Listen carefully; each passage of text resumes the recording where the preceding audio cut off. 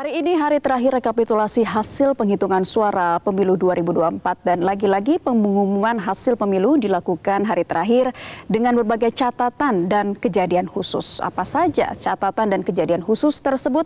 Kami akan membahasnya bersama dengan anggota KPU 2007 hingga 2012 I Gusti Putu Arta. Selamat sore Pak Putu, terima kasih sudah kembali bersama kami di Breaking News Metro TV. Pak Putu, tadi Anda katakan di perbincangan sebelumnya bahwa hasil penghitungan suara rekapitulasi nasional ini akan selesai atau rampung pada malam nanti begitu ya. Nah, ini ada sejumlah catatan tadi juga disampaikan oleh pihak Bawaslu dari Papua Pegunungan bahwa ditemukan laporan itu diselesaikan dengan sistem mediasi. Seberat apapun laporan, maka caranya menggunakan sistem mediasi. Nah, apa catatan Anda dari dua provinsi yang terakhir ini dilakukan rekapitulasi hasil suara pada kesempatan hari ini, Pak Putut? Kalau dua provinsi sekarang itu sebetulnya yang menarik kita ikuti kan provinsi Papua Pegunungan ya, karena dia ada di daerah yang agak dalam. Kalau nanti di provinsi Papua Induk, karena ada di perkotaan, relatif tidak ada sistem nokennya di sana. Nah, dari penjelasan tadi sebetulnya sudah menggambarkan bagaimana situasi pemilu ke pemilu di Papua dari tahun 2009. Ada yang menarik sebetulnya bahwa sejak tahun 2009, 2014, 2019, 2024 sekarang ada kabupaten, 2-3 kabupaten di situ yang selalu bermasalah, yaitu Tolikara. Tadi disebut-sebut Tolikara. Dan itu kembali bermasalah. Betul. 2019 juga bermasalah, 2014 juga bermasalah.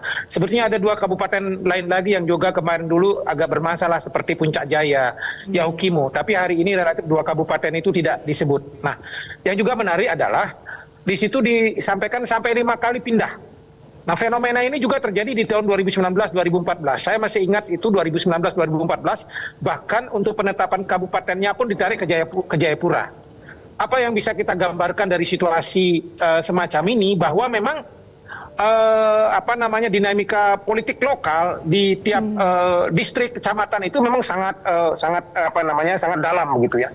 Tadi juga dijelaskan dalam bahasa kita itu ada suara yang bersifat linier. Tadi di situ kan disampaikan dengan bahasa Papua, baku tarik satu sama lain. Maksudnya kalau di satu kabupaten memilih calon A, partai A, maka provinsinya juga calon tertentu partai A dan DPR RI-nya juga akan sama.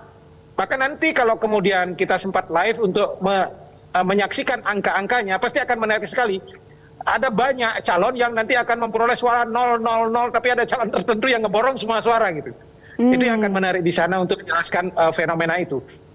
Artinya apa sebetulnya untuk konflik kenapa terjadi itu lebih pada persoalan nuansa di level kabupaten kota sebetulnya.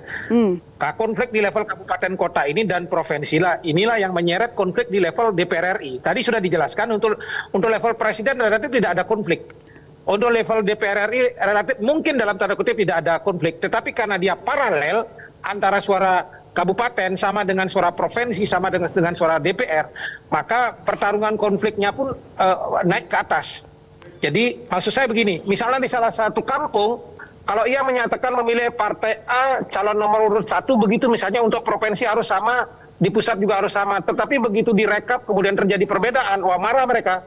Akan datang bersama orang satu kampung menyerbu proses rekapitulasi. Itulah tadi penjelasannya. Baik. Jadi kenapa proses mediasi itu dilakukan?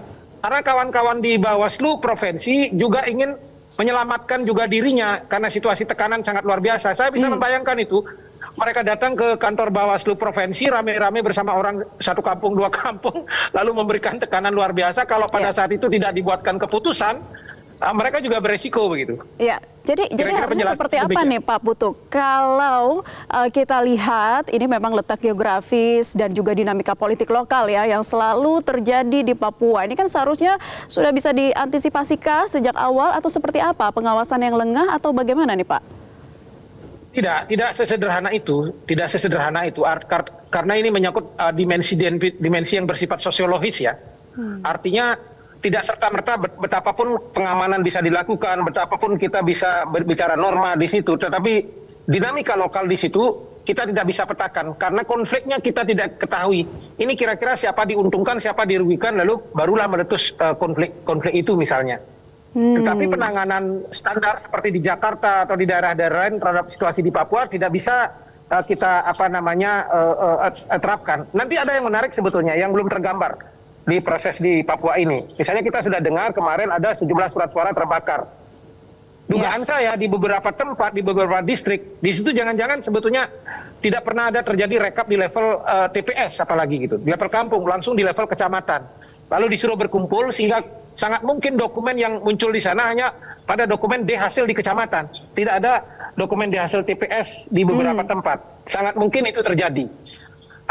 Untuk menjelaskan bahwa itulah situasi yang terjadi di lapangan begitu. Ya. Jelajahi cara baru mendapatkan informasi. Download Metro TV Extend sekarang.